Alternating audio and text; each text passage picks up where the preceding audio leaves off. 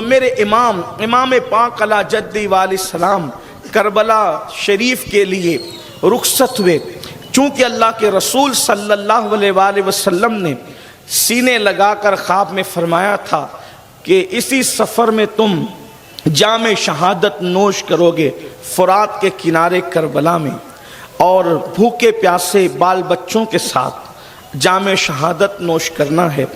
امام پاک نے ابھی جو ہے وہ گھر والوں میں سے چند کے سوا یہ خواب کسی کو نہیں بتایا، اور اس خواب کو امام پاک کی شہادت تک مخفی رکھنے کا حکم دیا گیا۔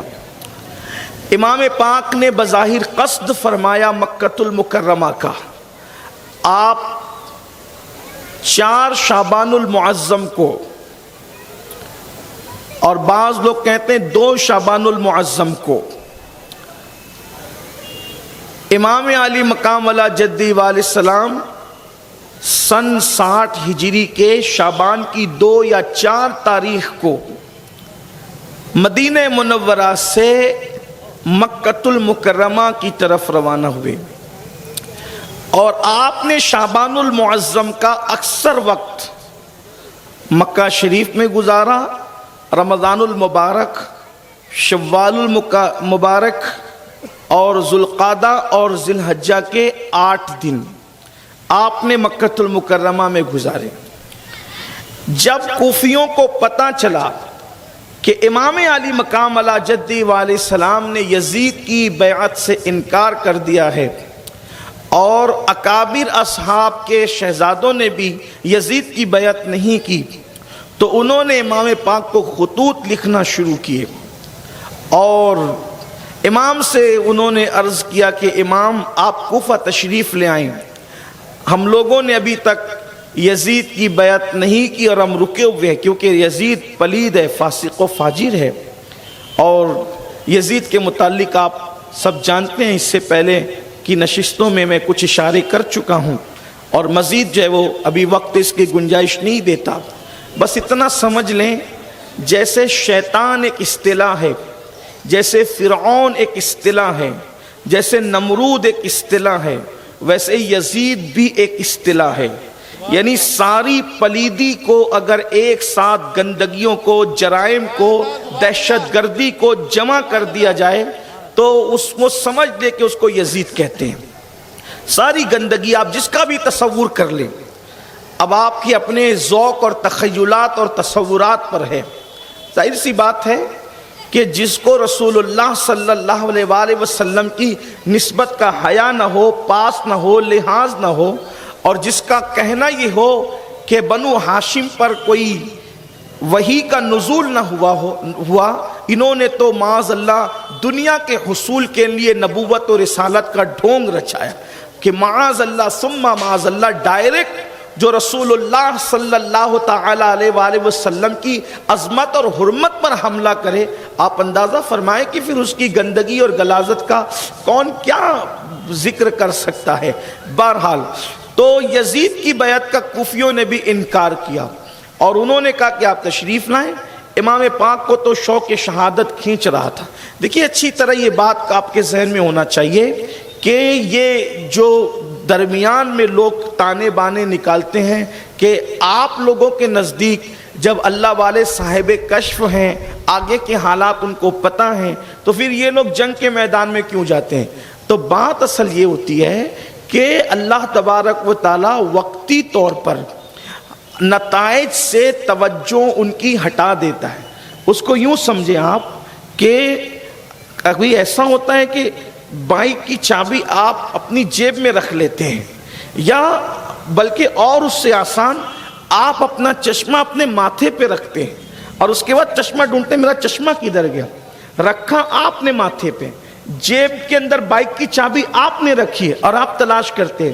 تو علم تو ہے، مگر کسی چیز میں آپ ایسے منہمک ہو گئے، ایسے ڈوب گئے گفتگو کرنے میں، بات کرنے میں، کسی سے ملاقات کرنے میں، کہ آپ کی توجہ علم ہونے کے بعد اس چیز سے ہٹ جاتی ہے تو اس کا مطلب یہ نہیں کہ آپ کو معلوم نہیں ہے. چشمہ تو آپ ہی نے ماتھے پہ رکھا, چابی تو آپ ہی نے جیب میں رکھی بلا تمثیل. اگر حضور اکرم صلی اللہ علیہ وآلہ وسلم کے علم غیب کی نفی یہ کی جاتی ہے کہ اگر بدر کا انجام پتہ ہوتا, احد کا انجام پتہ ہوتا, یا پھر معاذ اللہ امام علی مقام کے علم کی نفی کی جاتی ہے کہ کربلا کا انجام پتہ ہوتا تو وہ نہ جاتے. تو یاد رکھیں انجام تو پہلے ہی بیان کر چکا ہے ان کے نانا نے, لیکن ایک تو یہ کہ الہی جلووں کی تجلیوں میں یوں گم ہے اور شوق شہادت کے جذبات اس طریقے سے کشاں کشاں اپنی طرف کھینچ رہے ہیں کہ جو علوم دیے گئے تھے اس کی طرف سے نتائج کے حوالے سے توجہ ہٹ گئی تھی. تو اس طرح سے یہ کہنا کہ اگر ایسا ہوتا تو یہ کیوں ہوتا, ویسا ہو, تو اپنے حال پر بزرگوں کو قیاس کرنا یہ اچھی بات نہیں ہوتا. اس لیے کہ آسمان آسمان ہے, زمین زمین ہے, عرش عرش ہے, فرش فرش ہے. اس لیے ہمیں ان بزرگوں کے معاملات میں بہت محتاط گفتگو کرنا چاہیے.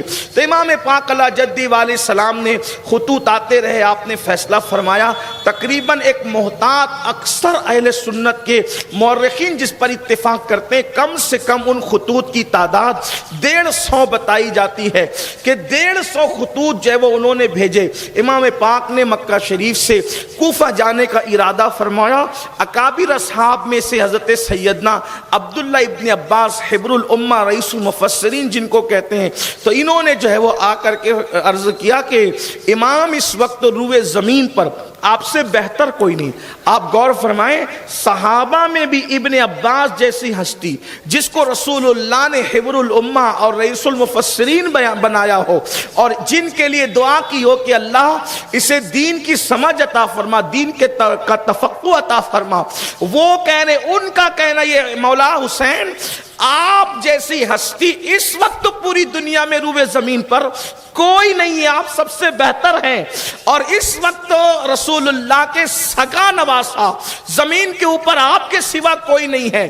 آپ اس امت کا سہارا ہیں, اس امت کا چراغ ہیں, ہمارے لیے مینار نور ہے, ہمارے لیے مرکزوں کا عقیدتوں کا مرکز ہے. آپ نہ جائیں, آپ کو میں نہیں جانے دوں گا. امام پاک علیہ جدی علیہ السلام نے فرمایا لیکن آپ ان کی تحریر دیکھیں, ان کے خطوط دیکھیں, یہ کہتے ہیں اخیر میں یہاں تک کہتے ہیں کہ امام اگر آپ نہ آئے تو ایسا ہو سکتا ہے کہ پھر ہم مجبوراً یزید کی بیعت کریں گے, اور جب اللہ ہم سے پوچھے گا قیامت کے دن تو ہم یہ کہہ دیں گے مولا ہم تو دین بچانے کے لیے تیرے نبی کے نواسے کو پکارتے تھے مگر وہ نہ آئے, تو میرے لیے عذر کیا ہوگا. تو ایک مشورے پر بات طے کی گئی کہ کوفی جو ہے وہ وعدہ خلافی کرتے ہیں, دھوکے باز ہیں, منافقت رکھتے ہیں اپنی طبیعت کے اندر. تو آپ ایک کام کریں کہ اپنے کسی معتمد خاص کو بھیجیں, وہ جائیں اور حالات کا جائزہ لے کر کے آپ کو بتائیں. تو امام پاک اعلیٰ جدی علیہ السلام نے اپنے چچازاد حضرت سیدنا مسلم ابن عقیل رضی اللہ تبارک و تعالیٰ عنہ کا انتخاب فرمایا. حضرت مسلم ابن عقیل جو ہے وہ مکۃ المکرمہ سے کوفہ کے لیے اپنے 2 شہزادوں کے ساتھ روانہ ہوئے. ہماری کتابوں کے اندر ہم اگر صدر الافاضل کی تحقیق پر اعتماد کریں, علامہ ارشد القادری کی تحقیق پر اعتماد کریں, اسی طریقے سے علامہ مومن شبلنجی کی تحقیق پر اعتماد کریں, تو ان جیسے لوگوں نے تذکرہ کیا ہے کہ حضرت امام مسلم رضی اللہ تبارک و تعالیٰ عنہ اپنے 2 شہزادے, ایک کا نام محمد تھا, ایک کا نام ابراہیم تھا, ایک شہزادے 6 سال کے تھے, ایک شہزادے 8 سال کے تھے, ان کو لے کر کے آپ کوفہ روانہ ہوئے. کوفہ پہنچے, ایک ہی دن میں بتایا جاتا ہے کہ تقریباً کم و بیش 18,000 لوگوں نے امام پاک امام حسین کے نام پر حضرت امام مسلم کے ہاتھ پر بیعت کی. جس دن پہنچے اور بڑا جوش تھا, جذبہ تھا اور بہت لوگ خوش تھے, تو امام پاک امام حسین علیہ جدی علیہ السلام کے نائب اور نمائندے کی حیثیت سے جب ان کے ہاتھ پر لوگوں نے بیعت کی تو امام بہت خوش ہوئے, اور خوش ہونے کے بعد حضرت سیدنا امام مسلم نے اسی دن خط لکھا کہ امام یہاں تو حالات بڑے سازگار ہیں اور بہت خوبصورت حالات ہیں, ایک ہی دن میں اتنے 1000 لوگوں نے آپ کے نام پر میرے ہاتھ پر بیعت کر لی ہے, آپ جتنی جلدی ہو سکے آ جائیں, حالات بڑے بہتر ہیں. ادھر سیدنا امام مسلم کا خط جو ہے وہ کوفہ سے مکۃ المکرمہ मुकर्रमा की तरफ रवाना होता है और उधर जो है वो यजीद को इत्तला दी जाती है कि इमाम मुस्लिम कूफा आए हैं और उन्होंने जब वो लोगों को बैत करना शुरू किए, जोक दर जोक जो है लोग उनके हाथ पर इमाम हुसैन के नाम पर बैत कर रहे हैं और वो तुम्हारी बैत को अहमियत नहीं दे रहे हैं, तुम्हारी हुकूमत को अहमियत नहीं दे रहे हैं। उस वक्त तो कूफा के जो गवर्नर थे वो सहाबी रसूल हजरत नौमान बिन बशीर थे और उन्होंने जो है वो हजरत इमाम मुस्लिम पर कोई कार्रवाई तो न की अहलुल बैत होने की वजह से, अलबत्ता उन्होंने अपनी इतनी बात कर दी कि भाई इससे यजीद नाराज़ होगा और वो अंजाम ठीक नहीं होगा, और बिल्कुल ये कहकर वो खामोश बैठ गए। कुछ मुखबिरों ने यजीद को खबर दी। यजीद ने अपने दौर का बदतरीन इंसान, जिसका बाप भी ज़िना की पैदावार था, ये मुहक्किकीन का अपना कौल है, इब्ने कसीर को उठा लें आप, इब्ने असीर को उठा लें आप, जो वो हमारे अहले सुन्नत के मुअर्रिखीन और अहले सुन्नत के मुअर्रिखीन में भी बनामे अहले सुन्नत उस तबके को उठा लें कि जो अपने आप को अहले सुन्नत तो कहता है लेकिन बाज़ाब्ता तौर पर उनका ताल्लुक़ हकीकी अहले सुन्नत से नहीं है बल्कि अहले बिदअत से उनका ताल्लुक़ है, इब्ने तैमिया वगैरह से उनका ताल्लुक़ है। उन लोगों ने भी जो है वो ये बात कही है कि इब्ने ज़ियाद का बाप जो ज़ियाद था तो वो एक शख्सियत के ज़िना की पैदावार था। ज़माने जिहालत में एक साहब ने जो है एक कनीस के साथ ज़िना किया था और उस ज़िना से जो है वो ज़ियाद पैदा हुआ था और ज़ियाद का बेटा था उबैदुल्लाह इब्ने ज़ियाद। इसका मतलब आप देखें कि अहलुल बैत के साथ बेवफाई करने में बहुत अच्छे लोग नहीं थे। तो यहाँ से हमें एक जहन मिलता है कि जिसको भी अहलुल बैत की बेवफाई करते देखो, बुराई करते देखो, उनके साथ दगा करते देखो, तो समझ जाना कि कहीं ना कहीं जो है वो शराफत से रास्ता और राब्ता मुनक़ती हो गया है। जिसका राब्ता खून का रिश्ता, दिल का रिश्ता शराफत और दयानत से और ईमान से मुंसलिक रहेगा, वो अहलुल बैत के खिलाफ कभी जा ही नहीं सकता। इसलिए कि अल्लाह तबारक व ताला ने शरीफ तबीयतों के अंदर ये फितरत रखी है, तवज्जो करना, फितरत रखी है, इसलिए कि मजहब अलग है, अल्लाह अकबर, और फितरत का तकाजा है, अल्लाह अकबर। मिसाल के तौर पर मजहब हक कोई कबूल करता है, लेकिन सलीम फितरत जो है, इंसान जो भी पैदा होता है फितरत इस्लाम पर पैदा होता है। बाद में माँ बाप उसको अगरचे बिगाड़ दे, लेकिन अगर वो असल फितरत पर कायम है तो किसी मजहब से ताल्लुक होगा, लेकिन फितरत उसको नबी और आले नबी से मोहब्बत करने पर मजबूर करती रहेगी। जैसे फितरत में मुंह में लुकमा डालना है, फितरत में मुंह में लुकमा डालना है, लुकमा कभी नाक में नहीं डाला जाता, लुकमा कभी आंख में नहीं डाला जाता, ये फितरत है। इंसान हमेशा सामने की तरफ चलने की कोशिश करता है, ये फितरत है। इंसान कभी उल्टा पुल्टा नहीं चलता, ये खिलाफे फितरत है। जिस दरवाजे के मिजागरे आगे की तरफ ठोके होते हैं वो दरवाजा पीछे की तरफ खुलता है, ये फितरत है। अल्लाह अकबर। और अगर कोई उसको आगे की तरफ ढकेले तो दरवाजा टूटेगा, क्योंकि ये खिलाफे फितरत है। तो इसी तरह यानी अल्लाह ने इंसान के खमीर में इश्क को गूंद दिया है, तब पता चला जो इंसान फितरत सालिमा पर रहेगा, किसी खित्ते में, किसी कबीले में, किसी इलाके में रहेगा, वो नबी से भी प्यार करेगा, आले नबी से भी प्यार करेगा। अलबत्ता अगर उसके खून में शराफत नहीं है और वो फितरत से रिश्ता तोड़ने की कोशिश करके खिलाफे फितरत चल रहा है, तो समझ जाना फिर वो अहलुल बैत के खिलाफ जाएगा। याद रखना, जो भी लोग अहलुल बैत के खिलाफ आए हैं, आप नाम पेश करते जाएं, हम बताते जाएंगे कि अल्लाह अकबर कहां कहां पर खताएं मौजूद है, कहां कहां पर अल्लाह अकबर शराफत से रिश्ता मुनक़ते होता नजर आता है। एक बात सच्ची बता दूं, वल्लाह अगर जानवर भी है, जानवर, तो वो भी अगर अपनी फितरत पर है तो वो भी नबी और आले नबी से मोहब्बत करता नजर आता है। दरख्त भी है अपनी फितरत पर, वो भी नबी और आले नबी से मोहब्बत करते नजर आते हैं। अगर वक्त हो इस पर गुफ्तगू की जाए, परिंदों में से किस किस, हत्ता के मेरे अजीज پھل بھی اپنی فطرت پر ہوتے ہیں تو وہ محبت کرتے ہیں۔ مولا مشکل کشا سیدنا علی کرم اللہ تعالی وجہ الکریم فرماتے ہیں کہ اللہ نے میری محبت پھلوں پر پیش کی۔ حالانکہ اس حدیث پر محدثین نے اس کی سند پہ کلام کیا ہے، لیکن ضعیف روایتیں فضائل اعمال میں مقبول ہوا کرتی۔ تو امام علی مرتضیٰ کہتے ہیں اللہ نے میری محبت پھلوں پر پیش کی، جنہوں نے قبول کر لی وہ میٹھے ہو گئے، اور جنہوں نے قبول نہیں کی اللہ تعالیٰ نے ان میں کڑواہٹ پیدا فرمائی۔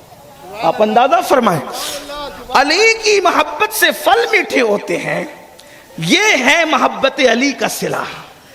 آپ غور فرمائیں تو بات دور نکلتی، عرض کر رہا تھا کہ جب یزید نے دیکھا کہ صاحب فطرت صحابی رسول حضرت نعمان بن بشیر رضی اللہ تعالیٰ کوئی خلاف نہیں جانے، کوئی کاروائی نہیں، حالانکہ وہ گورنر ہیں، کوئی انہوں نے خلاف کاروائی نہیں کی، جتنی ایک طالب علم ہونے کی حیثیت سے اہل سنت کی کتب میں ہم جانتے، انہوں نے کوئی خلاف کاروائی نہیں کی۔ گورنر تھے تو اس نے جو ہے سوچا کہ میں کس کو منتخب کروں۔ اس کا ایک دوست تھا، ابن سرجون۔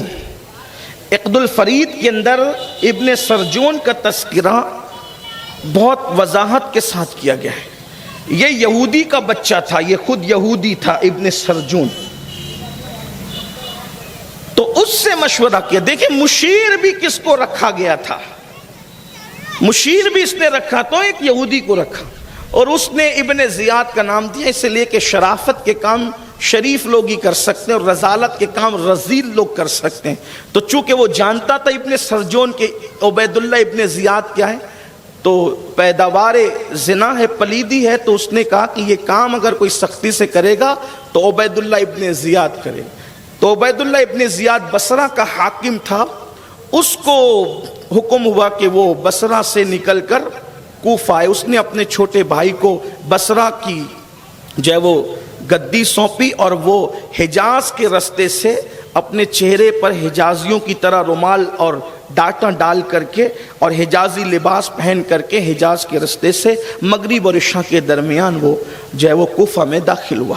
کوفہ والے اس کو دیکھ کر سمجھے کہ امام علی مقام تشریف لائے، انہوں نے نعرہ لگانے شروع کیے، مرحبا یا ابن رسول اللہ، مرحبا یا ابن رسول اللہ، انہوں نے نعرے لگانے شروع کیے۔ لیکن بہرحال پھر یہ ہوا کہ وہ جو ہے وہ اہل البیت کے محبین کی گھر کی طرف قافلہ بڑھنے کی بجائے گورنر ہاؤس کی طرف بڑھا، تو لوگوں کو بھی حیرت ہوئی کہ امام علی مقام کو تو اہل البیت کے محبین کی طرف آنا چاہیے، یہ گورنر ہاؤس کی طرف جانے کا کیا مطلب ہے؟ اور وہ سب کو کنکھیوں سے دیکھتا تھا، اور جیسے جیسے نعرے لگتے تھے وہ جلتا اور بھونتا جاتا تھا۔ بالآخر وہ گورنر ہاؤس پہنچا تو حضرت نعمان بن بشیر نے دروازے بند کیے ہوئے تھے اور سمجھا تھا کہ امام علی مقام آ رہے ہیں، تو اس نے زور سے دھکے دیے اور آواز نکالی تو پہچان گیا کہ یہ تو ابن زیاد ہے۔ تو پھر اس کے بعد دروازہ کھولا اور اس نے کہا کہ اپنے آپ کو معزول سمجھو، اور ساری گورنری یزید نے مجھے سونپی ہے، وہ خط بتایا، اور اس کے بعد اس نے پھر جو ہے سب لوگوں کی چہرہ پٹی کر لی، اور راتوں رات اس نے جتنے اشراف کوفہ تھے ان سب کو جو ہے وہ گورنر ہاؤس میں جمع کر لیا۔ حضرت ہانی کے گھر پہ امام مسلم رضی اللہ تبارک و تعالیٰ عنہ کا قیام تھا، اور امام مسلم رضی اللہ تعالیٰ عنہ کے جو شہزادے تھے وہ امام مسلم کے ساتھ تھے۔ اس وقت جگہ جگہ دعوتیں ہو رہی تھی اور بڑے ناز و نم کے ساتھ جو ہے وہ ان کے ناز اٹھائے جا رہے تھے۔ بالآخر جب صبح ہوئی تو اس نے اعلان کر دیا جس نے امام مسلم کے ہاتھ پہ بیعت کی ہے وہ سب ان کی بیعت توڑیں اور یزید کی بیعت کریں۔ یہ بیعت وہ نہیں ہے جو ہم پیری مریدی کی بیعت کہتے ہیں، یہ وہ بیعت نہیں۔ دراصل یہ جب بار بار آپ بیعت کا ذکر سنتے ہیں تو یہ بیعت وہ ہے کہ جب مسلمان کسی کو اپنا امیر اور مقتدی اور پیشوا مانتے ہیں، خلیفہ مانتے ہیں، تو اس کے ہاتھ پر بیعت کرتے ہیں کہ آپ کے ساتھ وفا کریں گے، بغاوت نہیں کریں گے، جان و مال سے آپ کی مدد کریں گے، نصرت کریں گے، حمایت کریں گے، یعنی کہ گویا کہ اس کے ساتھ وفا کا عہد کیا جاتا ہے، اس کو بیعت کہتے ہیں۔ آپ کے خلاف نہیں جائیں گے، اور آپ کو ہم اپنا امیر مانتے ہیں، پیشوا مانتے ہیں۔ تو یزید کی بیعت زبردستی لی جا رہی تھی۔ اب یہ ہوا کہ امام علی مقام کی طرف سے امام مسلم نمائندہ تھے۔ جب یہ اعلان ہوا تو کوفی جو تھے، ظاہر سی بات ہے ان کے یہاں وفا نہیں تھی، وہ ڈرے اور ڈرنے کے بعد ان لوگوں نے جو ہے امام مسلم سے دوری اختیار کرنا شروع کر دیا، یہاں تک کہ المختصر حضرت ہانی کو بھی جو ہے وہ اس نے اٹھا لیا۔ اور امام مسلم کو جب پتہ چلا کہ حضرت ہانی کو بھی اٹھا لیا تو آپ گھر سے نکلتے وقت اپنے دونوں شہزادوں کو حضرت قاضی شریح کے پاس جو ہے وہ بھیج کر کے آپ نے فرمایا کہ آپ ان کی حفاظت کریں، اور آپ تلوار لے کر کے نکلے کہ جس کے ہاں میں مہمان تھا، جو میرا میزبان تھا، اس کو جو ہے وہ انہوں نے خطرے میں ڈال دیا۔ تو امام مسلم جب گورنر ہاؤس کی طرف بڑھے تو بتایا جاتا ہے تقریباً 40 سے 50 ہزار کا مجمع آپ کے ساتھ ہو گیا کہ چلیں ابھی حملہ کریں گے۔ لیکن اس وقت بھی امام مسلم جو ہے جب گورنر ہاؤس کا گھیراؤ کیا تو آپ نے فرمایا کہ جنگ کا آغاز ہماری طرف سے نہیں ہونا چاہیے کیونکہ مسلمانوں کا خون بڑا قیمتی ہے۔ حالانکہ اس وقت اگر آپ اشارہ فرماتے تو پھر گورنر ہاؤس کی اینٹ سے اینٹ بچ جاتی، لیکن امام نے اشارہ نہیں فرمایا۔ ابن زیاد نے یہ کیا کہ جتنے شرفائے کوفہ کو اس نے جمع کر رکھا تھا، اس نے کہا کہ اگر تمہارے یہ رشتہ دار جو گورنر ہاؤس کا گھیراؤ کیے ہوئے اگر ان کو یہاں سے نہیں ہٹاؤ گے تو میں تمہیں قتل کر دوں گا۔ ان کی جب اپنی جان پر بنائی تو انہوں نے اپنے اپنے قبیلوں سے اور رشتہ داروں سے کہا کہ ایک کام کرو کہ تم یہاں سے ہٹ جاؤ ورنہ ابن زیاد ہمیں مار ڈالے گا، اور اگر تم نے حملہ بھی کیا ہمیں بچانے کے لیے ہم تک پہنچنے تک تو ہم مر جائیں گے، اس لیے کہ تم یہاں سے ہٹ جاؤ۔ تو جس قبیلے کے قائد نے اور جس قبیلے کے امیر نے، جس قبیلے کے بااثر شخص نے اپنے قبیلے کو کہا، وہ سب لوگ ظالم امام مسلم کا ساتھ چھوڑتے چھوڑتے چھٹ گئے۔ امام مسلم جب گورنر ہاؤس کی طرف بڑھے تھے تو 40 یا 50 ہزار لوگ آپ کے ساتھ میں تھے، اور جب شام ہو رہی تھی، مغرب کا وقت آ رہا تھا تو سب لوگ چھٹ گئے تھے اور صرف 500 لوگ امام مسلم کے ساتھ رہ گئے تھے۔ امام مسلم مغرب کی اذان ہوئی، کوفہ کی مسجد میں نماز کے لیے پہنچے۔ جب نماز شروع کی تو اس وقت 500 لوگ پیچھے کھڑے تھے، اور جب آپ نے سلام پھیرا تو کوئی بھی ایک بھی آدمی آپ کے ساتھ نہ تھا۔ امام مسلم رضی اللہ تعالیٰ پھوٹ پھوٹ کر روتے تھے، آپ کی آنکھوں میں آنسو تھے۔ امام مسلم سوچتے تھے کہ یا اللہ، میں نے تو جو ہے امام علی مقام امام حسین کو خط لکھا ہے۔ کیا ہو رہا ہے بھائی؟ کچھ نہیں ہو رہا ہے، آپ کی توجہ اس طرف رہے، کوئی بات نہیں ہے، آپ ذکر سنیں، آپ ایک بار درود شریف پڑھیں۔ بچوں کو آگے بیٹھانے کی مشکل یہی ہے کہ انہیں پیار سے میں اس لیے سوچتا ہوں کہ آگے بٹھائیں کہ ہماری قوم کا مستقبل ہے، لیکن بہرحال بچے بچے ہیں۔ اب یہ ہے کہ مجمع دیکھنے کی کوئی ضرورت آپ کو نہیں ہے، آپ کو ادھر ممبر پہ دیکھنا چاہیے، اور پھر بچوں کے ساتھ بڑے بھی بچے بن جاتے ہیں، اور جب لوگ پیچھے دیکھتے ہیں سبھی پیچھے دیکھتے ہیں۔ ایک بار درود شریف پڑھ لیں آپ، اللہ رب درود شریف پڑھیں، عاشقوں کی طرح بلند آواز سے درود شریف۔ اللہ رب محمد صلی اللہ علیہ وسلم، نحن عباد محمد صلی اللہ علیہ وسلم وعلی ذوی وآلہ ابد الدہور وکرم، صلاۃ و سلام علیک یا جد الحسن والحسین وعلی آلک و اصحابک یا جد الغوث الثقلین۔ تو امام مسلم نے جب دیکھا کہ پیچھے کوئی بھی نہیں تو پھوٹ پھوٹ کے رونے لگے، اپنی جان کی پرواہ نہیں تھی، سوچ رہے تھے یا اللہ، میں نے تو امام علی مقام کو خط لکھا ہے، امام جب میرا خط دیکھیں گے تو ان کو مجھ پر اتنا اعتماد ہے کہ وہ میرا خط پڑھ کر تو کسی کے روکنے سے رکیں گے نہیں اور وہ ضرور تشریف لائیں گے۔ بالآخر یہ ہوا کہ آپ مسجد سے باہر نکلے تو دیکھا کہ کوفہ میں سب کے دروازے بند۔ کل تک جن کے گھروں میں دعوتیں ہو رہی تھی اور بہت ناز اور نام اور ہاتھ چومے جا رہے تھے، بیعتیں کی جا رہی تھی، لوگوں نے اپنے دروازے بند کر دیے جان کے خوف سے۔ اے کوفہ والو، قیامت تک تمہاری بے وفائی کو لوگ یاد کرتے رہے، لوگ تمہاری بے وفائی کے چرچے کرتے رہیں گے۔ اور ایک بات آپ دیکھیں، آپ جب کبھی کوفہ جائیں تو کوفہ میں آپ ہمیشہ دیکھیں گے کوئی کتنا بھی مالدار ہوگا، اس کے چہرے کو کبھی آپ کھلا کھلا نہیں دیکھیں گے۔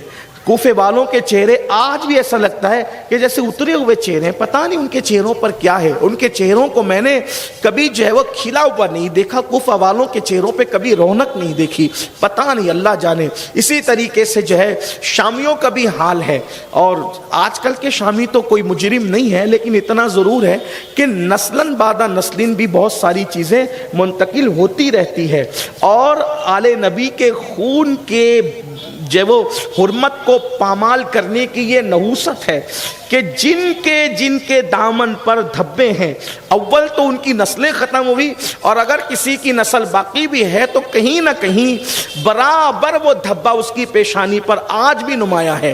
اللہ تبارک و تعالی ہمیں محفوظ رکھے، حق کے ساتھ حق کا ساتھ دینے کی توفیق عطا فرمائے، حق بولنے، حق کو قبول کرنے اور حق کو عام کرنے کی اللہ تعالی ہمیں توفیق عطا فرمائے۔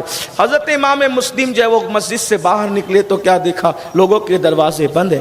ایک دروازہ کھلا ہے بوڑھی عورت کا, اور وہ بھی دروازہ اس نے کسی کے آنے کے لیے نہیں بلکہ اپنے بیٹے کے انتظار میں جو ہے وہ اس نے دروازہ کھلا رکھا ہے. امام وہاں جاتے ہیں, پانی کی پیاس لگی ہے. امام مسلم کہتے ہیں بڑی بی سے کیا تم مجھے پانی پلا سکتی ہو؟ اس نے پانی لا کر کے دیا, پانی پی کر کے بیٹھ گئے. اس نے کہا اے مسافر, اے اجنبی, آپ کے چہرے کو دیکھ کر لگتا ہے کہ آپ بڑے شریف ہیں, شریف خاندان سے آپ کا تعلق ہے, لیکن آپ پانی طلب کیا, پانی پیجیے اور جائیے. آپ پانی پی کے یہاں بیٹھ کے کیسے گئے اور کیوں بیٹھے؟ تو امام نے فرمایا مائی یہاں میرا کوئی گھر نہیں, میں اجنبی مسافر یہاں ہوں اور میرا کوئی مکان نہیں ہے. کل تک کہ میں گھر تھا, آج میں بے گھر ہوں اور میرا کوئی مکان نہیں. اس نے پہچانا اندھیرے میں, وہ پہچان نہ سکی پہلے, لیکن بعد میں اس نے آپ امام مسلم ہیں؟ جی امام مسلم ہوں. کہا آپ ایک کام کریں, میں اپنے بیٹے کے لیے منتظر تھی, آپ گھر میں تشریف لائیں. اور اتفاق سے اس شریف ماں کا بدماش بیٹا ابن اشعت کے دوستوں میں سے تھا. امام مسلم کو جب اس نے اپنے گھر میں پایا تو اس نے مخبری کر دی اور ابن اشعت کو بتایا. ابن اشعت کا پورا نام محمد ابن اشعت بتایا جاتا ہے, لیکن چونکہ جس بندے کی بھی ہم برائی جب اس کی ذکر کرتے ہیں اور اس کا نام محمد ہوتا ہے تو پھر ہمیں اس کا نام نہیں لینا چاہیے, بلکہ اس کے باپ کے نام سے یا اشارے کنائے بیان کرنا چاہیے. تو اس کا نام تو تھا محمد ابن اشعت, لیکن ہم اس کو پورا نام نہیں لیتے بلکہ اس کو کیا کہتے ہیں؟ ابن اشعت کہتے ہیں. اسی طریقے سے ایک صاحب کا نام محمد ابن عبد الوہاب ہے, لیکن ہم اس کو محمد ابن عبد الوہاب نہیں کہتے بلکہ ابن عبد الوہاب ہی کہہ کر کے اس کو پکارتے ہیں. اس طریقے سے اس کا خیال کرنا چاہیے کہ کسی بھی طرح سے نام محمد کی بے احترامی نہ ہو, بلکہ اگر کسی کا نام محمد ہو تو اس کا نام لے کر کے اس کو گالی نہیں دینا چاہیے, اس کا بھی آپ کو احترام کرنا چاہیے, عزت کرنا چاہیے. البتہ آپ جس کو گالی دے رہے ہیں تو معاذ اللہ یہ گالی رسول اللہ کی طرف نہیں جاتی, کیونکہ آپ کی نیت تو اس کو دینا ہے, لیکن جتنا ادب میں آگے بڑھو گے اتنا اللہ تبارک و تعالیٰ آپ کو نوازے گا.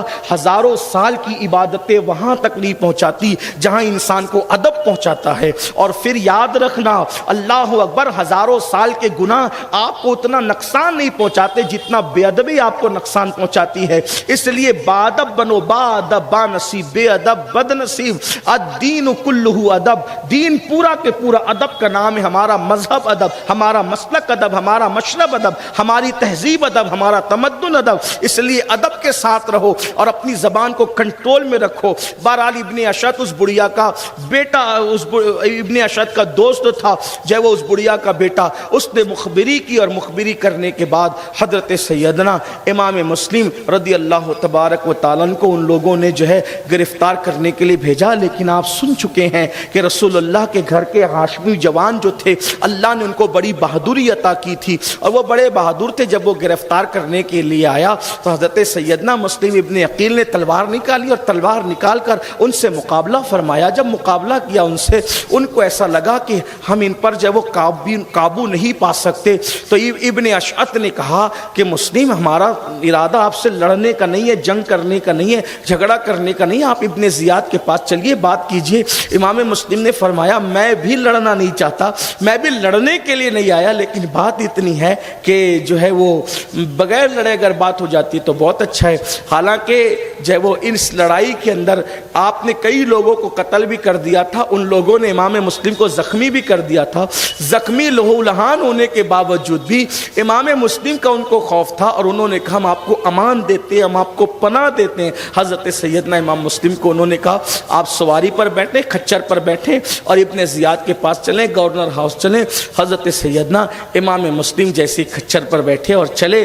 یہ جب انہوں نے امان دی تھی, عرب والے جب کسی کو امان دیتے تھے تو امان دینے کا مطلب یہ ہوتا تھا کہ وہ کتنا ہی بڑا دشمن ہے, جب امان دے دی ہے تب اس کے ساتھ دھوکہ نہیں کریں گے. عرب والے زبان کے بڑے دھنی ہوا کرتے تھے.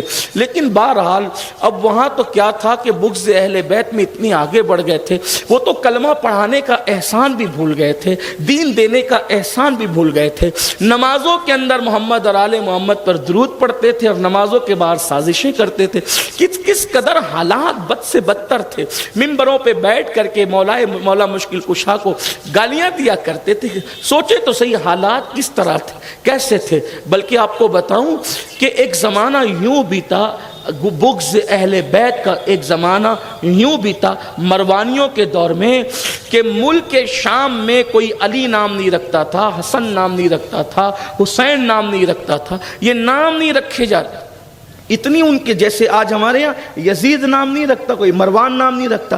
بغض اہل بیت کا ایک زمانہ ایسا گزرا تقریباً جو وہ کم و بیش ایک صدی اتنا یا پونا صدی اتنا کہ نام حسن حسین اور علی نہیں رکھے جاتے تھے. ایک بزرگ کہتے ہیں، محدث کہتے ہیں کہ میں جو ہے وہ ایک بار ملک شام گیا تو میں نے دیکھا کہ ایک بندے کے ایک بیٹے کا نام علی ہے، ایک کا نام حسن ہے، ایک کا نام حسین ہے. تو میں رک گیا اور رک کر میں نے کہا یار تو کتنا اچھا انسان ہے کہ یہاں تو علی حسن حسین نام رکھنا جرم ہے اور تو نے اپنے بچوں کا نام علی رکھا، حسن رکھا، حسین رکھا، تو کتنا بڑا جیالہ مجاہد ہے. تو اس نے کہا آپ کیا سمجھتے ہیں، میں نے علی نام علی کی محبت میں رکھا، حسن نام حسن کی محبت میں رکھا، حسین نام حسین کی؟ نہیں، اصل میں گالی دینے والا آدمی ہوں، مجھے گالیاں دینے کی عادت ہے. تو جب میں بچوں کا نام رکھ رہا تھا تو میں نے سوچا کہ کچھ بھی نام رکھوں گا تو گالی ہی دوں گا. تو سوچا کہ گالی جن کو دوں گا تو ایک کام کرتا ہوں کہ جن کو گالیاں دیتا رہتا ہوں انہی کے نام پہ نام رکھوں تاکہ ایک کام میں دو کام ہو جائے. یہ بغض اہل بیت کا ایسا دور گزرا ہے. آپ سمجھتے کیا ہیں، میرے آقا صلی اللہ علیہ وآلہ وسلم نے اسی لیے فرمایا، آقا ارشاد فرماتے ہیں، زید بن ارقم کہتے ہیں کہ اللہ کے رسول نے فرمایا میں اپنی اہل بیت کو بطور امانت دے رہا ہوں تمہیں. اللہ کے رسول فرماتے ہیں اہل بیت بطور امانت دے رہا ہوں تمہیں، اور پھر تمہیں آزمایا جائے گا کہ میری اس امانت کے ساتھ تم سلوک کیا کرتے ہو. اور آپ غور کریں پھر سلوک کیا کیا گیا، اور آج بھی کچھ لوگوں کی طبیعت کے اندر کیا سلوک ہے. آپ غور کریں، یاد رکھنا اگر گمراہی سے بچانا ہے اپنی اولاد کو تو دو چیزوں کی طرف مضبوطی کے ساتھ ان کی توجہ کو مبذول کرو. اللہ کے رسول نے یہی فرمایا کہ دو بھاری چیزیں چھوڑ کے جا رہا ہوں، جب تک ان کو پکڑے رہو گے کبھی گمراہ نہیں ہو سکتے. ایک تو قرآن ہے، دوسرا میری اہل بیت ہے. اتحاد امت کے لیے بہترین منشور حجۃ الوداع کے موقع پہ اللہ کے رسول نے پیش کر دیا، قرآن اور اہل بیت، قرآن اور اہل بیت، میرے آقا صلی اللہ علیہ وآلہ وسلم کے دیوان. تو یہ حالات گزرے، اسی لیے امت جو ہے ٹکڑوں میں تقسیم ہوتی چلی گئی. حضرت سیدنا امام مسلم جب کھچر پر بیٹھے تو دھیر سے آپ کی تلوار نکال لی گئی. تلوار نکالی تو آپ نے بلند آواز سے پڑھا انا للہ و انا الیہ راجعون. ابن اشد تو مجھے امان دے چکا ہے، تلوار نکالنے کا کیا مطلب ہے؟ اور یوں ہی میں زخمی ہوں جب میں کہہ چکا کہ میرا ارادہ جنگ کا نہیں ہے. البتہ جیسے ہی حضرت سیدنا امام مسلم جو ہے وہ گورنر ہاؤس میں پہنچے تو یزید ابن زیاد فرعون کی طرح تخت پر بیٹھا ہوا تھا. امام مسلم جیسی پہنچے تو ٹھنڈے مٹکے کا یعنی ٹھنڈے پانی کا مٹکا بھرا ہوا رکھا تھا. بہت تھک گئے تھے، زخمی تھے، پیاس لگی تھی. آپ نے فرمایا کہ پانی جو ہے وہ پلاؤ، تو اس نے پانی نہیں دیا. امام مسلم کو پانی پینے کے لیے نہیں دیا.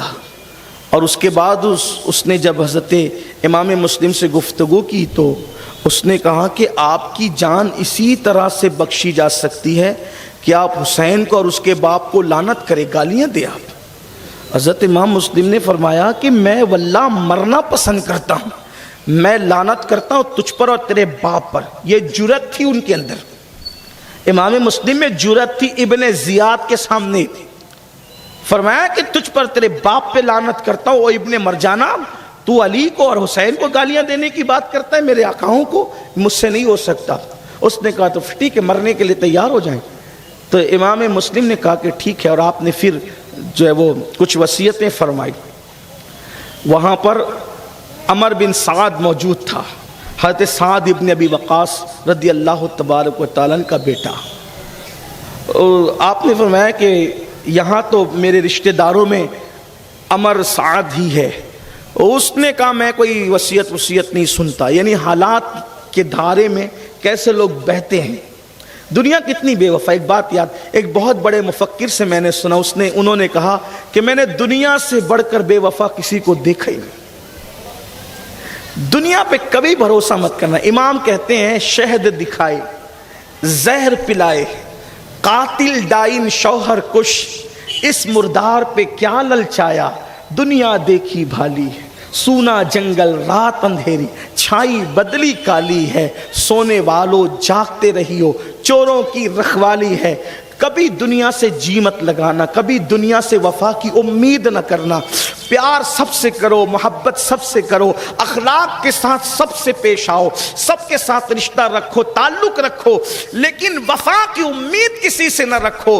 دل لگانا ہے تو اللہ سے اور اس کے رسول سے دل لگاؤ، اس لیے کہ دنیا نے کیسے کیسوں کو دھوکہ دیا، کیسی کیسی ہستیوں. آپ غور کریں، امام حسین کو دھوکہ دیا گیا، مولا علی کو دھوکہ دیا گیا، اللہ اکبر، حضرت سیدنا امام مسلم کو دھوکہ دیا گیا، غازی عباس کو دھوکہ دیا، کتنی بڑی بڑی ہستیوں کو لوگوں نے دھوکہ دیا.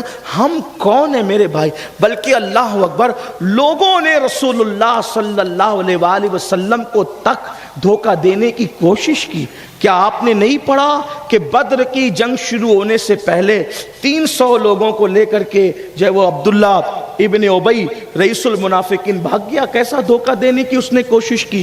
تو گویا کہ یہ دنیا دھوکے کی جگہ ہے، اور اس میں بہت دن رہنے کی بھی جو ہے وہ کوشش نہ کرو، بہت امیدیں نہ باندھو، جلدی جلدی تیاری کرو جو یہاں سے جانا ہے. میں تو لوگوں کو کہتا ہوں، دھوکے باز لوگوں سے نکل کر اگر وفا کے خالق کی طرف جانے کی بات ہے تو یہ گھاٹے کا سودا نہیں بلکہ یہ بڑے منافع کا سودا ہے. جو وہ آرٹیفیشل محبتوں کا اظہار کرنے والوں سے نکل کر سچی اور مخلص محبت کو پیدا کرنے والے خدا و رسول کی طرف جانا ہے تو یہ کس قدر فائدے کا سودا ہے. اللہ اکبر. لیکن انسان دنیا میں پھنسا ہوا ہے. بہرحال تو آپ نے وصیت کی بات کی تو کہا میں کوئی وصیت نہیں سنتا. ابن زیاد نے ہنستے ہنستے کہا یار تمہاری رشتہ داری سن لو، عمل کرنا نہیں کرنا تو اب بات کی بات ہے. البتہ عمر سعد نے پھر وصیت سنی امام مسلم کو. پھر اس کے بعد گورنر ہاؤس کے اوپر لے جایا گیا. امام درود شریف پڑھ رہے تھے اور بہت پھوٹ پھوٹ کے رو رہے تھے. ابن زیاد ہنستے ہوئے کہتا ہے موت سامنے دیکھ کر بہادر بھی روتے ہیں. تو امام مسلم نے فرمایا واللہ میں موت کو سامنے دیکھ کر نہیں رو رہا ہوں، میں نے امام حسین کو خط لکھا ہے کہ حالات اچھے آپ آ جائیں، اور وہ مجھ پر اتنا اعتماد کرتے ہیں کہ وہ جب میرا خط پڑھیں گے تو ضرور آئیں گے، اور وہ بال بچوں کے ساتھ آئیں گے، بیبیوں کے ساتھ آئیں گے. میں ان کو یہ انجام سوچ کر کے رو رہا ہوں. اور پھر اس کے بعد امام مسلم نے جو ہے بلند آواز سے درود شریف پڑھا اور کہا کاش مجھے بات کوئی میرے امام تک پہنچا دے. امام آپ نہ آئے، ان کوفیوں نے ہمیشہ کی طرح بے وفائی کی ہے. اللہ اکبر. اور پھر اس کے بعد حضرت سیدنا امام مسلم درود شریف اور کلمہ شریف پڑھ رہے تھے کہ آپ کی گردن کو جو ہے جلاد کے ذریعے سے تلوار سے کاٹ دیا گیا، اور پھر آپ کا سر لے کر کے آپ کے وجود ناس کو کوفہ کے گورنر ہاؤس سے زمین پر ڈال دیا گیا اور آپ کی لاش چکنا چور ہو گئی. یہ پہلی شہادت تھی گویا کہ کربلا کی شہادتوں میں سے. انا للہ و انا الیہ راجعون. اور اس کے بعد وہ چکنا چور بدن جو گورنر ہاؤس سے گرا کر کے زمین پر ڈال کر کے ہڈیوں کو چور چور کیا گیا تھا، اللہ اکبر، اس کو بازاروں کے اندر لٹکایا گیا اور سر کو پورے کوفہ میں پھرایا گیا. جو یزید کی مخالفت کرے گا اس کا یہ انجام ہوگا. اور امام مسلم رضی اللہ تبارک و تعالی عنہ کا جسد اطہر کئی دن تک کے جو وہ بازار کوفہ میں لٹکا رہا. ایک بات آپ سے کہوں، دشمن تو اپنی دل کی بھڑاس نکال رہا تھا، لیکن اہل البیت کے لٹکتے ہوئے جسم دھوپ اور ہواؤں کے اندر بھی تر و تازہ تھے. حضرت حامد مصطفیٰ آبادی نے بہت اچھی عکاسی کی. کہتے ہیں کہ محمد مصطفیٰ کے باغ کے سب پھول ایسے ہیں، محمد مصطفیٰ کے باغ کے سب پھول ایسے ہیں جو بن پانی کے تر رہتے ہیں مرجھایا نہیں کرتے، جو بن پانی کے تر رہتے ہیں مرجھایا نہیں کرتے. پورا کوفہ اللہ اکبر بے وفائی کی زد میں تھا. اے کوفہ والو، قیامت تک تمہاری مہمان نوازی کو یاد کیا جائے گا دھوکے بازی کے حوالے سے. امام مسلم کا سر پھرایا جا رہا ہے، کوفے کے بازار میں جسم لٹکا ہوا ہے، اور اس کے بعد جب شام ہو کر کے رات سی اپنی زلفوں کو کوفہ کے اس بے وفا لوگوں کے اوپر ڈالتی ہے اور رات تاریک ہو جاتی ہے۔ گھر میں سناٹا تھا، خوف و ہراس میں لوگ ڈوبے ہوئے تھے۔ ابن زیاد کے جو ہے وہ محل کے اندر، بلکہ گورنر ہاؤس کے اندر جشن کا سما تھا۔ حسین کے نائب کو، حسین کے معتمد کو ہم نے کاٹ دیا، اور پورا کوفہ خوف و ہراس میں ڈوبا ہے۔